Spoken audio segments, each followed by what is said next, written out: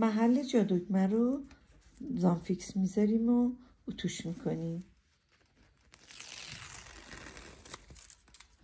زانفیکس که چسبید سجاف رو بهش میچسبیم. محل جا دکمه از لبه دولای بسته سجاف 1 الی 1.5 که ما اینجا رو در نظر میگیریم.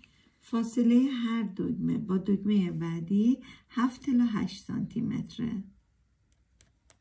برای زدن جا دکمه ما این جا دکمه رو انتخاب کردیم، شماره 16. میایم 16 انتخاب میکنیم. برای زیگزاگش همون 5 کافیه. فاصله دوغ 4 میتونیم 3 کنیم، میتونیم 5 کنیم. من اینجا 5 رو انتخاب میکنم. پایه رو باز میکنیم، دکمه رو تو محلش قرار میدیم و میبندیم. وقتی که بستیم اندازه جا دکمه رو به ما میده. پایه رو نصب میکنیم و یه اهرم اینجا داره، یه اهرم مشکی. اینو میاریم پایین به این قسمت، ما بین این دوتا پایه ثابتش میکنیم.